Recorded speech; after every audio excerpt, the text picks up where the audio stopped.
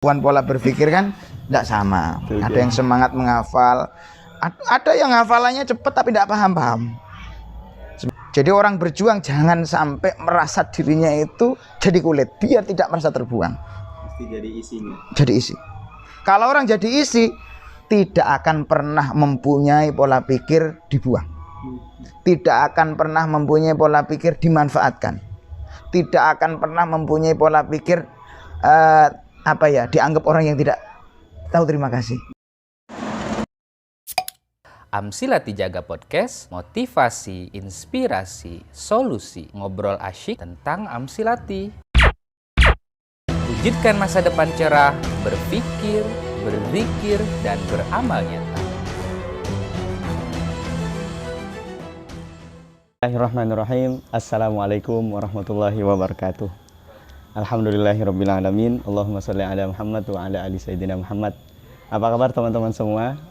Pertama-tama saya ingin menyapa kepada seluruh muallimin Amsilati, khususnya di Jawa Timur, yang insya Allah semuanya dalam rahmat dan lindungan Allah Subhanahu wa Ta'ala. Nggak tahu kenapa rasanya kayaknya pengen cepat-cepat buru-buru balik ke podcast ini, karena memang setelah podcast yang kedua itu banyak sekali, mohon izin Kiai, memang banyak sekali yang kemudian menanyakan baik secara pribadi ke WA kami Kiai, gitu. tentang beberapa permasalahan. Seperti biasa, para penikmat podcast ini, kita pada kesempatan ini juga ditemani atau dibersamai oleh beliau, guru kita, Kiai Haji Ahmad Kamaluddin. Assalamualaikum Kiai. Waalaikumsalam warahmatullahi wabarakatuh. Alhamdulillah sehat. Alhamdulillahirrabbilalamin. Pertama-tama saya ingin menyampaikan Kiai bahwa kami sangat berterima kasih karena setiap Jumat diizinkan untuk tetap bisa silaturahmi Kiai. Alhamdulillah. Karena memang banyak pertanyaan yang mungkin juga menjadi pertanyaan banyak teman-teman di luar sana Kiai.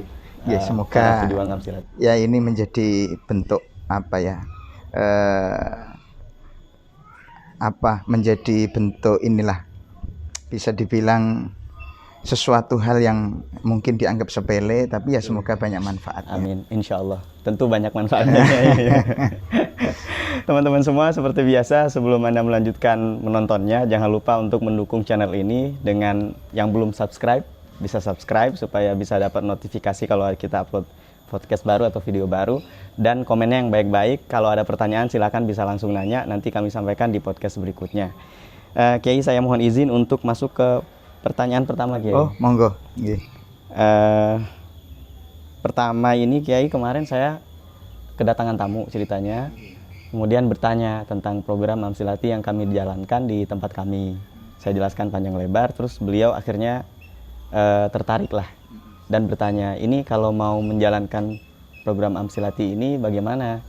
Nah, sebenarnya saya bilang ya bisa dengan menghubungi teman-teman. Saya sampaikan ada kami di Korwil, ada pengurusnya dan ada teman-teman yang bisa ke sana. Nah, terus beliau nanya Kiai, apakah di Korwil ini, khususnya di Jatim 3, menugaskan guru tugas lah atau ustadz yang bisa stay selama 1 tahun gitu, sebagaimana umumnya Pak di pesantren-pesantren lain. Monggo Kiai, mohon penjelasannya.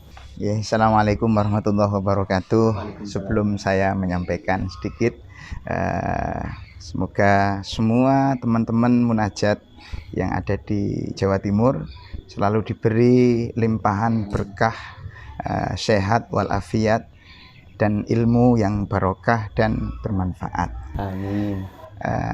Mengenai tentang bagaimana yang disampaikan di pertanyaan ini, sebenarnya dari Jepara itu pernah merancang sebuah program. Namanya itu program saling tukar guru. Jadi seandainya ada lembaga yang menginginkan guru tugas, nanti ada proposal pengajuannya ke Korwil, ke kami. Nanti kita cek dulu lokasinya.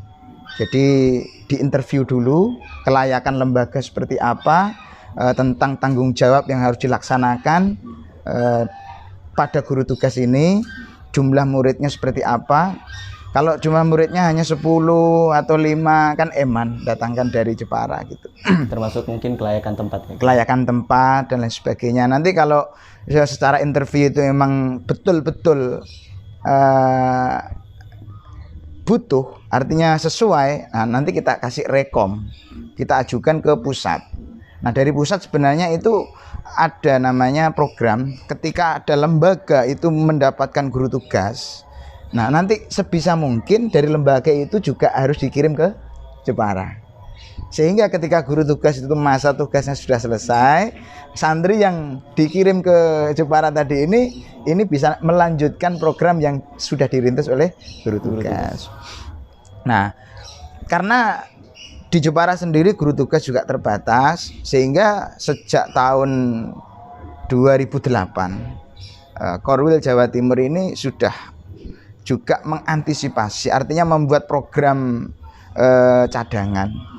Ketika memungkinkan dapat guru tugas dari Jepara, ya kita jalankan sesuai dengan prosedur yang diterapkan di pusat.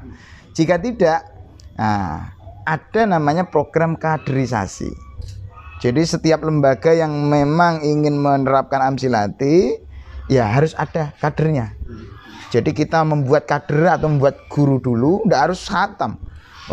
Misalkan ada lembaga pengen nyoba nerapkan Amsilati, yang penting ada yang ngajar, meskipun belajar jilid 1 nanti diajarkan, tidak apa-apa. Nanti kalau udah jilid 1-nya selesai, jilid 2. Jadi orang ngajar itu tidak harus alim dulu sebenarnya di Amsilati itu.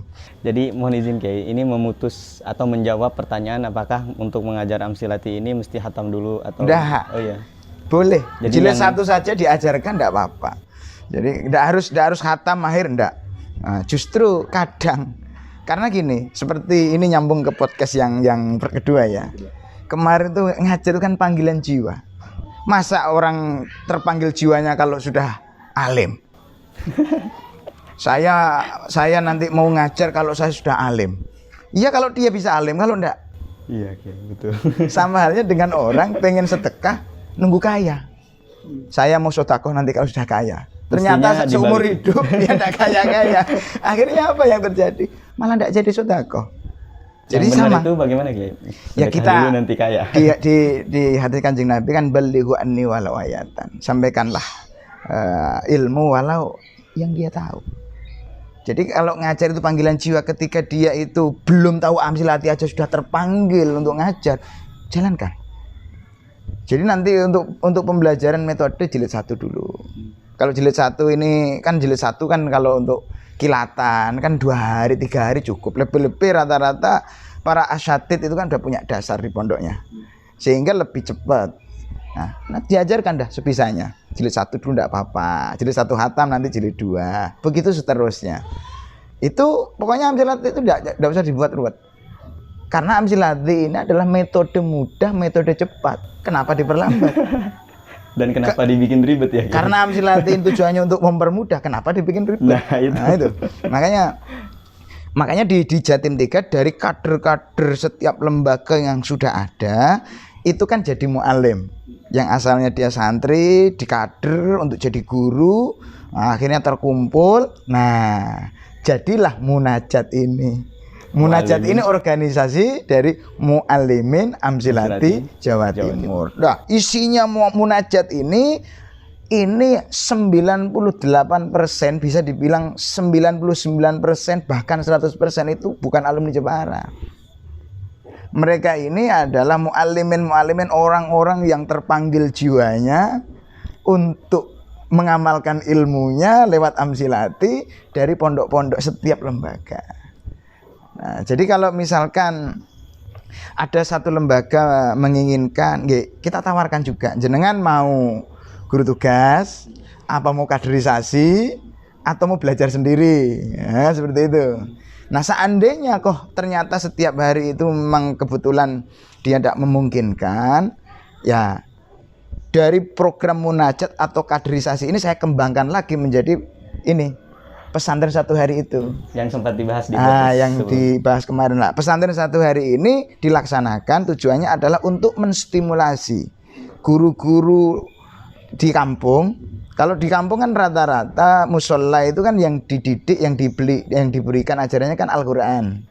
Sehingga rata-rata ustadz-ustadz yang pernah mondok dulu kitabnya, karena yang lebih banyak disampaikan itu Al-Qurannya, kitabnya bisa dibilang vakum lah. Nah untuk mengingat kembali, kita kasih tugas. Jadi 1 minggu sekali pesantren 1 hari itu gurunya dari Mambaul Falah dipulang kan sudah. Tidak bisa nginep di sana karena namanya program 1 hari ya. Nah kemudian hari Senin, hari Selasa, hari Rebu, pokoknya selain hari Minggu itu kita memberikan tugas kepada pengelola musola itu. Ya minimal hanya 10 atau 15 menit nakror lah. Masa nungguin santrinya nakror itu, akhirnya kan terstimulasi apa yang pernah dipelajari di pondok. Ini nanti kedepannya juga akan menjadi motivasi bahwa potensi-potensi dari anak didiknya yang selama ini dikelola ini ternyata ini bisa.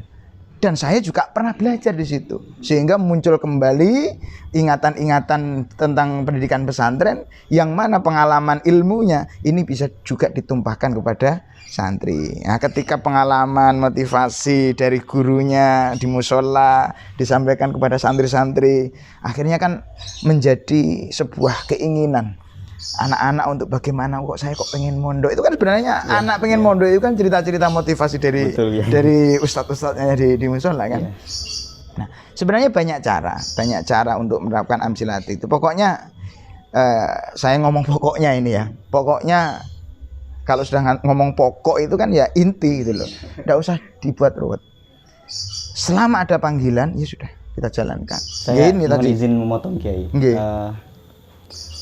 Apakah memang ini melalui kajian ataukah adakah temuan yang mungkin perlu diselesaikan solusinya? Misalnya kayak tadi Kiai, kalau didatangkan guru tugas nih, biasanya kan ya sudah guru tugasnya aja. Itu gimana Kiai? Ya itu rata-rata begitu. Jadi ketika ya sebenarnya guru tugas itu juga banyak manfaatnya. Nomor 1 juga melatih.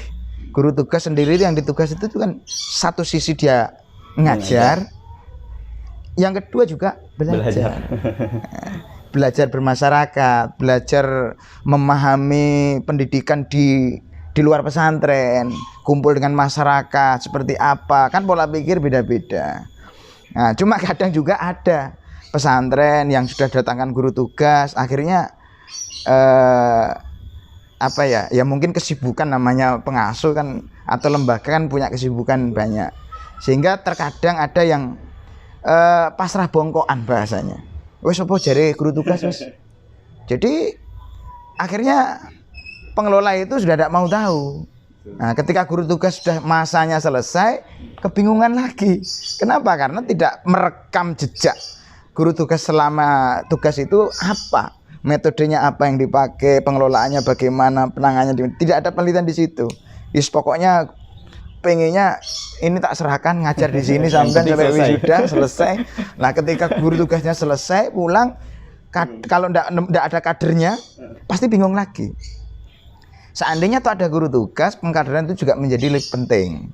Karena guru tugas ya tadi ada batasan waktu 1 tahun. Ketika nanti menaiki tahun kedua, otomatis ngulang. Seandainya neruskan, gurunya pasti baru. Kalau gurunya baru, pola pikir dan cara penerapannya juga berbeda, sehingga kesinambungan di sini ya tetap nyambung, cuma penanganan itu menjadi berbeda. Tapi ketika punya kader dari lembaga sendiri, sudah mengetahui lingkungan pesantrennya sejak dia mondok dari sana, pengen ngabdi lagi 2 tahun 3 tahun, dia lebih memahami konteks kondisi lembaganya. Nah, sehingga kemungkinan ini lebih banyak berhasilnya, lebih kok penanggung jawabnya itu turun tangan langsung, nyebur ya, nyebur, sehingga meskipun tidak ikut ngajar lah, paling tidak alokasi waktu yang ditentukan, terus kompetensi dasar yang dikuasai oleh anak ini menjadi bahan kajian. Oh, ini kok menurut saya kurang begini, tahun depan harus bisa begini. Nah, ini juga sangat penting. Baik. Makanya dari Korwil ini juga membuka lebar-lebar program-program pasca setelah Amsilati ini apa saja. Nggih, monggo kita rembuk. Dan tidak harus ikut Korwil. Korwil cuma hanya tadi mungkin bisa memberi gambaran lah. Karena kemarin setiap lembaga itu mempunyai SDM masing-masing, mempunyai program masing-masing, mempunyai pandangan masing-masing dalam membawa lembaganya. Ya akhirnya terjawab juga Kiai. Keresahan saya kan, saya sedikit cerita Kiai, ada pengalaman ya, waktu kami di tempat sebelumnya ini. Jadi main seruduk aja program-program, akhirnya ya terjadilah perselisihan itu. Termasuk juga masalah tadi Kiai, masalah pengkaderan itu. Jadi kami juga ada pengalaman bahwa setelah menyelesaikan amsilati kemudian wisuda, ya karena dari pihak lembaga tidak mau tahu gitu, yang penting selesai wisuda. Akhirnya setelah kami selesai dan juga bisa lembaga-lembaga dari di Jawa Timur ini dari dulu ini sudah berjalan kok sebenarnya. Ada yang memang anjurannya sih kilatan, kalau mau ngader ya ke Jepara, dipersilahkan, memang ke Jepara. Tapi kadang kan lembaga ada yang keterbatasan, mungkin dapat izin dari pondok hanya sebentar. Terus ya ini termasuk adanya Korwil ini memberikan solusi bagi lembaga yang tidak memungkinkan untuk kursus atau kilatan di Jepara. Berarti, boleh. Mohon izin Kiai, berarti di Korwil Jatim Di juga Mambaul sudah. Falah itu sejak berdiri mulai tahun 2012 itu setiap bulan Ramadan pasti ada ini buka pesantren kilat 25 hari. Alhamdulillah. Jadi rata-rata semua kader-kader munajat mualimin ini rata-rata pernah kilatan di Mambaul Falah meskipun hanya 25 hari. Menjadi solusi juga. Menjadi bagi solusi masyarakat. juga. Nah, Tapi anjurannya ya ke pusat. Tapi kalau tidak memungkinkan ya di sini ada. Karena di sini ini juga bagian dari ini penyambung, menjadi penyambung, memberikan solusi. Pokoknya tadi intinya buat yang mudah. nah. Nggak sempat ke Mambaul Falah ya. Wong banyak kok di setiap lembaga yang ada amsilati kok pengen ngursusi sendiri, monggo silakan. Pokoknya jangan mandek, ilmu itu jangan mandek di dirinya sendiri. Silahkan dah kembangkan. Tidak ada batasan. Tidak ada ini batasannya. Ya, Kiai. Tadi sedikit Kiai menyinggung masalah kilatan Kiai. Ini saya juga dapat pertanyaan kebetulan. Saya ada kawan Kiai kuliah, tiba-tiba kok nelpon saya. Nah, saya tanya ada apa nih? Beliau mau belajar amsilati. Dan alhamdulillah sudah jilid 5 Kiai. Oh, jilid 5. Jadi online. Oh, Nah, yang menjadi pertanyaan saya itu Kiai, metode amsilati ini kan katakanlah satu metode yang komprehensif, cara-caranya diatur di pusat begitu kan. Nah, ketika ada yang misalnya katakanlah kawan kita atau saudara-saudara kita pengen belajar, khususnya mereka-mereka yang mungkin kuliah atau sibuk, seperti apa Kiai? Apakah kan ada menghafalnya, ada ininya? Mohon penjelasannya. ya itu kan masalah standarisasi ya. Tapi tidak semua keinginan itu harus disesuaikan dengan standar. Karena ada orang belajar itu karena ingin tahu. Ada orang belajar ingin bisa. Ada orang belajar itu pengen menjadi terampil. Ada orang belajar ya pengen menjadi mahir. Nah, tentunya ketika mau nyampe ke tingkatan mahir, ya waktu, syarat juga menentukan. Syarat dan ketentuan. Nah, tapi kalau cuma sekedar pengen tahu, pengen belajar, ngisi waktu kosongnya daripada dibuat, itu ya bagus sudah. Mau belajar dibelak-belain online ya, ya itu sudah bagus. Meskipun memang standarnya harus ada hafal rumus kaidah, standar kompetensi di amsilati paling tidak begitu. Cuma kalau ndak ngafalin ya ndak apa-apa. Yang penting, tapi kan tadi standarnya hanya sekedar tahu, hanya sekedar paham. Ya orang paham, tapi kalau ndak apal rumusnya ya ndak bisa jawab. Karena pada dasarnya ilmu kan memang harus dihafal. Ilmu harus dihafal. Oh ini. Jadi ketika menemukan sebuah permasalahan, dia itu mampu menjawab, tidak hanya mampu memahami saja. Nah, kalau orang paham itu kan, oh gitu. Tapi apa gini? Dia tidak bisa jawab. Kenapa? Gara-gara tidak hafal rumusnya. Tidak apa-apa.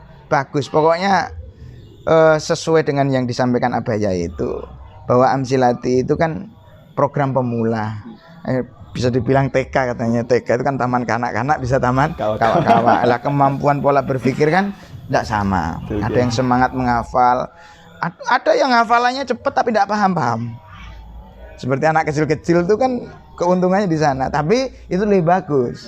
Kenapa? Karena metode yang bagus itu kan memang al-hifdzu qoblal fahmi. hafal dulu meskipun tidak paham. Tapi ketika nanti dijelaskan kok paham, langsung bisa jawab. Kenapa? Karena sudah hafal. Ada juga orang paham betul detail, tapi tidak bisa jawab. Kenapa? Ya karena memori yang ada di otaknya ini tidak diisi dengan hafalan kaidah. Tapi ya tidak apa-apa. Ya tadi itu. Kita kalau bab seperti itu menghafal apa tidak, online boleh apa tidak, terus harus bagaimana. Ya tadi kita melihat dari sisi ini. Jadi proses belajar itu kan ya TBTM bahasanya, tahu, bisa, terampil, mahir. Yang penting tidak sama sekali. Jangan sampai tidak sama sekali. Jangan sampai tidak ya sama meskipun sekali. hanya tahu, ya pernah tahu lah. Ya syukur-syukur dia bisa hafalin. Nanti bisa nerapkan, berarti bisa. Iya. Kok bisa ngajar? Berarti dia terampil. Kok bisa sampai nganter anak didiknya sampai wisuda? Berarti dia mahir. Nah, kan begitu. Jadi tingkatannya ke sana. Dan kalau sudah mau wisuda, sudah berhak mendapatkan ijazah sanad. Ijazah, iya. Insya Allah. Jadi kalau di Jatim 3 kemarin sanad mutasil atau sertifikat pendidik ini saya berikan bukan kepada orang yang menguasai amsilati secara mahir, tidak. Jadi tingkatan mahir seseorang itu dilihat dari hasilnya. Outputnya. Ya, meskipun pohonnya keris kurung tapi buahnya manis-manis, itu lebih bagus daripada subur tinggi besar tapi tidak berbuah. Malah asam. Nah, makanya kalau di Jatim 3 ini saya memberi ngajak teman-teman untuk bagaimana kita tetap nyambung kepada mu'alif. Ya syaratnya tadi, tujuannya ya tadi biar mencapai program yang disampaikan kemarin 1 miliar santri amsilati, 10 orang ngajar. Kalau setiap orang mau ngajar itu harus standarnya harus mahir dulu ya. Kapan mau nyampe 1 miliar kan begitu. Nah, tapi kalau setiap orang yang sudah terpanggil hatinya, dia ingin menyampaikan ilmunya, meskipun hanya mampu jilid 1, amalkan. Yang penting punya 10 santri. Ilmu bisa ditambah kan? Iya, Kiai. Justru kalau ilmu jilid 1 itu sudah dikuras habis, akan nambah jilid 2. Nah, kalau ilmu yang jilid 1 itu dia pahami, tidak dikuras untuk dirinya sendiri tok, motivasi untuk nambah itu tidak ada. Karena ilmu itu seperti sumber kalau semakin dikuras airnya pasti sumbernya semakin besar. Ilmu pun begitu, semakin dia mau ngamalkan ilmunya pasti akan ditambah. Iya, jadi saya sebelumnya mungkin ini Kiai ya, mohon izin. Menanamkan mindsetnya itu mesti selesai dulu, wisuda dulu baru bisa ngajar gitu. Enggak harus. Yang penting ada panggilan. Makanya ngajar itu dari saya sendiri dari kemarin itu panggilan jiwa. Kalau sudah terpanggil jiwanya untuk mengamalkan ilmunya, kenapa harus nunggu selesai? Wong kita juga enggak tahu ada halangan apa. Betul. Ternyata jilid 3 kok tiba-tiba ada aja kan? Iya betul. Ada juga orang punya cita-cita tinggi mau menyelesaikan sampai wisuda, ternyata di tengah jalan ada masalah, ada problem pribadi, keluarga dan sebagainya, mundur ya banyak. Ada yang menikah Banyak. Nah, justru ketika jilid 1 kok sudah dididik untuk mencoba ngajar meskipun dengan temannya. Di sini kan sama. Di sini itu meskipun jilid 1, santri itu saya ajari untuk ini saling punya pasangan. Jadi santri ke santri yang satunya ini punya pasangan untuk saling tanya jawab rumus kaidah. Nah, nanti ada pelajaran seperti bertanya, menerangkan, itu gantian. Sehingga mereka sudah dididik untuk ngamalkan ilmunya sendiri betul, meskipun hanya jilid 1.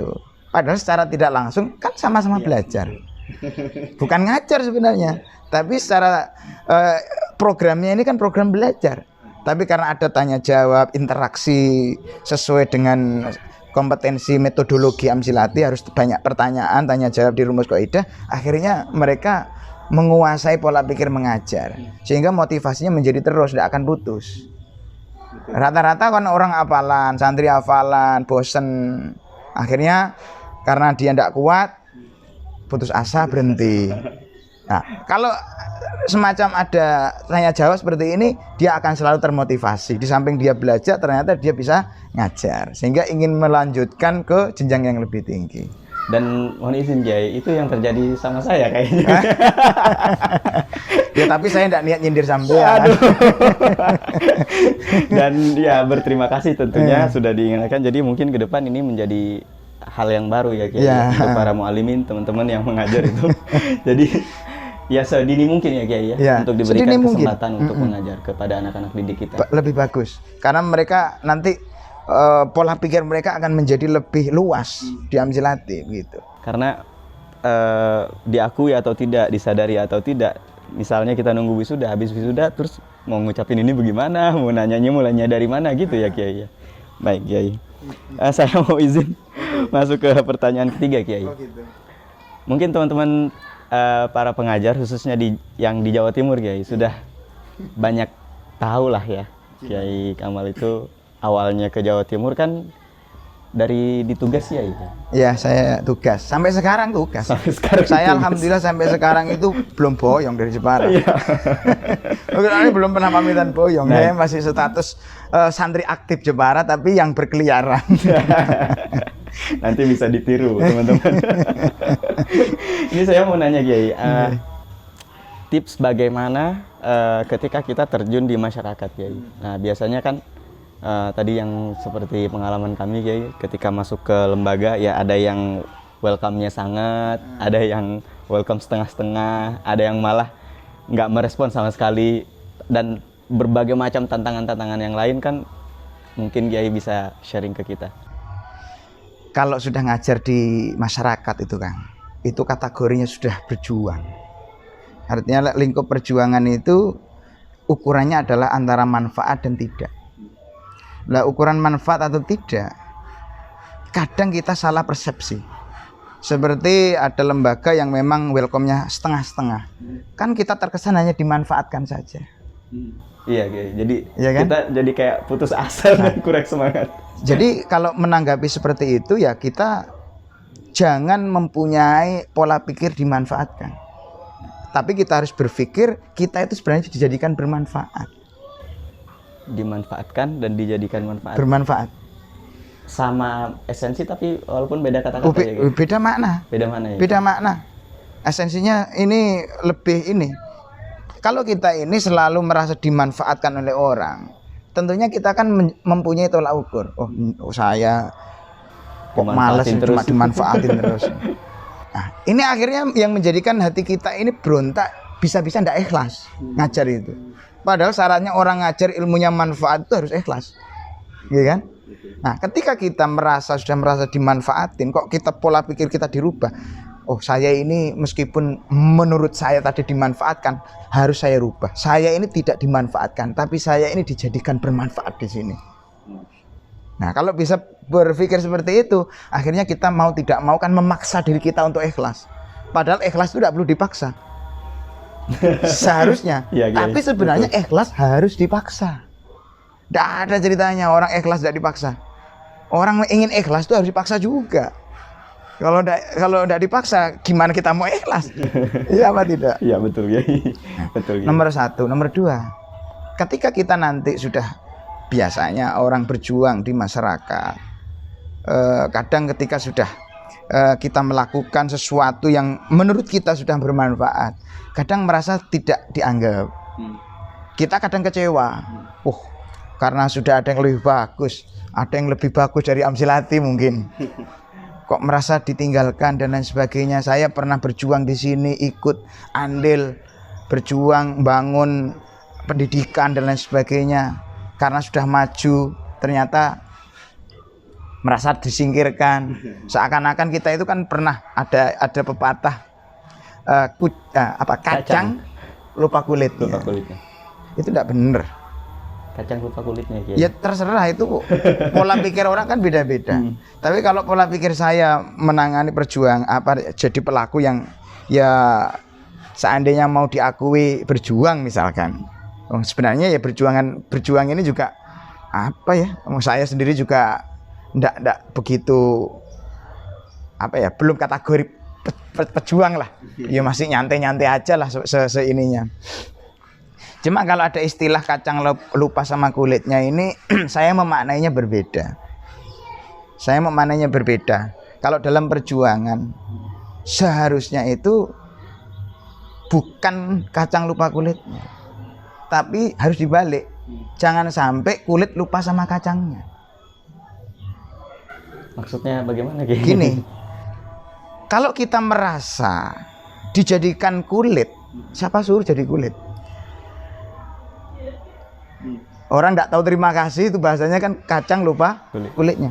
Siapa suruh jadi kulit? Kalau kita itu tidak mau dilupakan, ya jangan jadi kulit, harus jadi isi. Harus jadi isi. Lah, orang berjuang ilmu agama isinya ini Quran. Agama ini adalah suatu ilmu murni. Ini adalah isi. Kalau kita ini sudah berjuang menyampaikan ilmu agama, kan kita ini bagian dari isi sebenarnya. Kenapa kok kita merasa jadi kulit? Ya.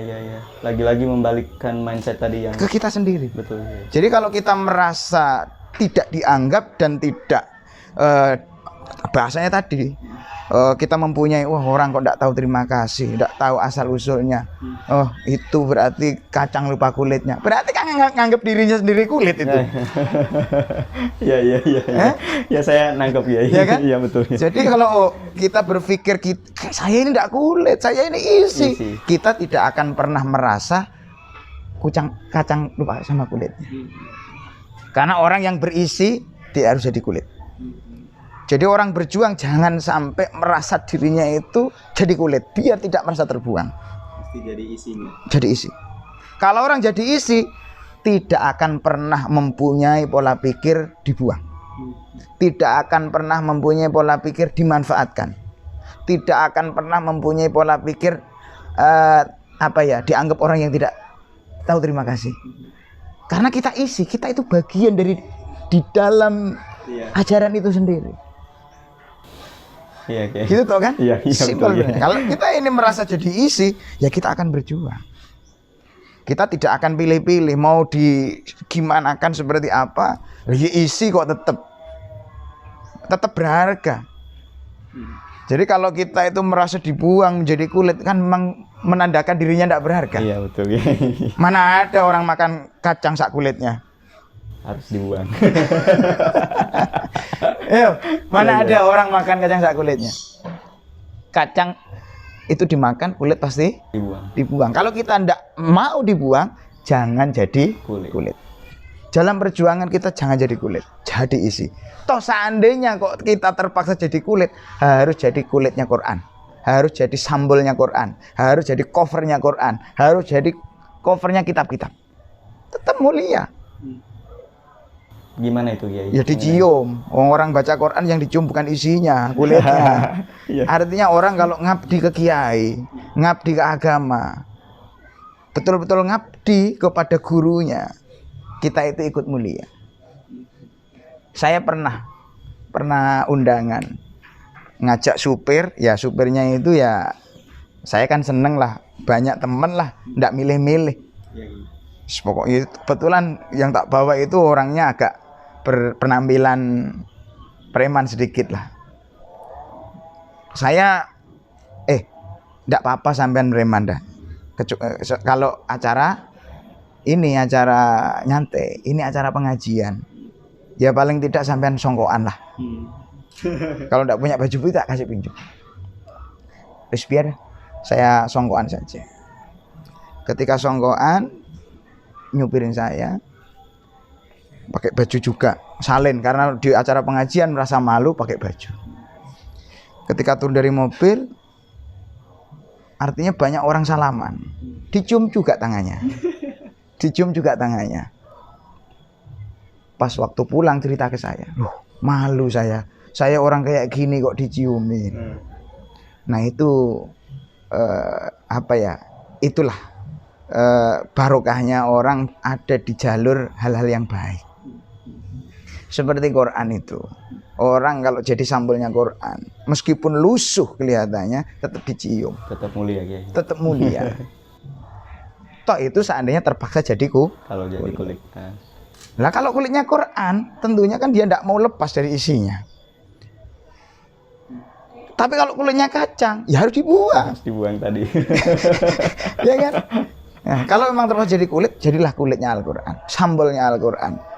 Jangan sampai jadi kulitnya kacang. Makanya istilah kacang lupa kulitnya itu tidak masuk ke saya.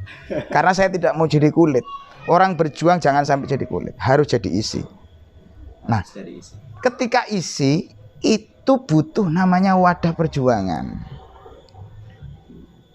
Kalau kacang tidak ada di wadah, kok kececeran di tanah, ya tetap dipatokin ayam. Kalau kacang berceceran tetap dipatokin ayam. Iya. Lah, sebuah lembaga pesantren, musola, pokoknya lembaga-lembaga pendidikan jadikan wadah. Kita sebagai isi untuk tetap di wadah itu. Jangan sampai keluar. Masalah diambil atau tidak, masalah dimakan apa tidak, dimanfaatkan apa tidak, tapi selama kita berada di wadah, kita tetap ada dalam lingkup perjuangan. Tapi kalau kita sudah jadi kacang yang keluar dari wadah, ya kita tidak punya wadah. Kalau tidak punya wadah, sudah meskipun isi, ya tidak akan ada gunanya. Betul, Kiai. Kacang yang sudah jatuh dari wadahnya, meskipun isi, apa yang terjadi? Mungkin bisa kotor. Bisa kotor. Kalau belum tumbuh, kadang patok ayam Patok duluan, ayam. malah jadi ini, Iya. jadi teman. Ini bagi yang nggak ngerti silahkan dicari apa itu maksudnya. Jadi teman. Ya, Iya paham ya. ya mohon maaf teman-teman, ini dari Pak tadi kok tegang terus ya. Ya, tapi teman yang saya maksud ini bukan teman-teman sampean. Baik Kiai, saya mohon izin untuk menjeda terlebih dahulu sambil lalu monggo Kiai dicicipi dulu. Nah, ini kopinya. ada Amsilati Water ya. Nah, ini Amsilati Water, Kiai. Untuk teman-teman lembaga Amsilati, ini ada solusi tepat keluarga sehat, Amsilati Water. Iya. Nah, kalau boleh saya tanya Kiai, ini manfaatnya banyak sekali Kiai, ada 7 ya. Semuanya bermanfaat. Pokoknya semuanya bermanfaat. Alhamdulillah. Dari Amsilati semuanya bermanfaat. Amin. Bismillahirrahmanirrahim. Jadi teman-teman semua yang pastinya suka minum air putih ya. Jadi ini ada 7 khasiat dari Amsilati Water ini. Yang pertama mengandung khataman Quran Kiai. Yang kedua membantu melancarkan peredaran darah. Yang ketiga membantu mendetoks racun tubuh. Kemudian yang keempat membantu meringankan kerja ginjal, menambah asupan oksigen, melancarkan metabolisme dalam tubuh. Kemudian setiap pembelian Amsilati Water yang paling penting Anda ikut berpartisipasi membantu pembangunan pondok pesantren. Insya Allah yang beli ini barokah ya Kiai ya. Barokah. Selain dari memang isi waternya atau isi airnya, Isi memang airnya. sebagian dari keuntungannya untuk perjuangan dalam Menyebarkan agama. Insya Allah. Amsilati. Teman-teman semua, ini cukup Kiai. Oh, monggo jenengan. Kalau sudah cukup ya tidak apa-apa, biar tidak kepanjangan. Biar nggak kepanjangan. Terima kasih banyak untuk guru kita Kiai, mohon izin kalau tadi mungkin banyak bercanda atau banyak salah ucap saya. Yang pasti teman-teman kita semua dapat. Tapi ya ingat kan, Iya, Kiai. tadi jadi isi, jangan jadi kulit. Betul, ya. Kiai, jangan pernah jadi kulit. Aduh, ini selama Karena biar kita itu tidak merasa, oh saya ini kok tidak dihargai lagi. Iya, betul. Biar tidak begitu. Karena yang merasa kita tidak dihargai itu kan karena pola pikir kita sendiri merasa jadi kulit, kan begitu. Kalau kita jadi isi ya tidak pernah. Insya Allah tetap kita dengan cobaan, ujian, masalah apa saja, kita tidak akan terpengaruh. Kenapa? Karena kita ini isi. Isi yang namanya isi itu kan pokok sudah. Ya sudah, memang begini jalannya. Monggo. Dan mungkin ini yang kami lihat dari yang sudah dijalani oleh Kiai selama ini sampai alhamdulillah sampai saat ini tetap istiqomah, mudah-mudahan sehat. Amin, Kiai, amin, panjang amin, umur amin. untuk bisa membimbing kami yang masih kulit ini Kiai supaya bisa berubah jadi isi insyaallah. Teman-teman semua, terima kasih banyak untuk kesempatannya menonton di podcast ini. Alhamdulillah kita sudah ngobrol panjang lebar Kiai. Terima kasih sekali lagi. Mohon izin untuk pamit Kiai. Nggih, monggo dari saya juga mohon maaf dari tadi. Ya seperti biasa dari apa yang disampaikan ini karena ngobrol sebenarnya. Kalau judulnya itu sebenarnya ngobrol santai. Tapi ketika sudah melaksanakan pertanyaannya ini menegangkan. Jadi saya tidak bisa santai. Ya dimaklumi saja. Ini dari saya ketika ada penyampaian yang sifatnya tegang atau sifatnya tidak enjoy dan menyinggung perasaan, dari saya mohon maaf yang sebesar-besarnya. Alhamdulillah. Terima kasih Kiai sekali lagi. Terima kasih teman-teman sudah nonton podcast ini. Tadi sudah dijawab beberapa pertanyaan. Mungkin teman-teman sekali lagi saya ingatkan kalau punya pertanyaan ataupun apa yang bisa kami lakukan dalam melakukan podcast ini bisa disarankan langsung Kiai ya. Komen yang baik-baik, subscribe, di-share, jangan lupa. Di komen enggak baik enggak apa-apa ya, enggak kira dibales. Ya itulah, kurang lebih demikian lah. Kiai kita Itu kan haknya orang. betul Kiai, betul Kiai. Kita ada yel-yel Kiai. Iya, gitu. Amsilati. Oh, penutup salam Penutup, penutup salam ya. penutupnya. Oh, mari kita tutup dengan salam Amsilati. Salam Amsilati. Berpikir, berzikir, beramal nyata. Wassalamualaikum Warahmatullahi wabarakatuh. Dari saya sebagai pendamping Kiai atau sebagai host, terima kasih banyak. Assalamualaikum warahmatullahi wabarakatuh. Terima kasih banyak Kiai.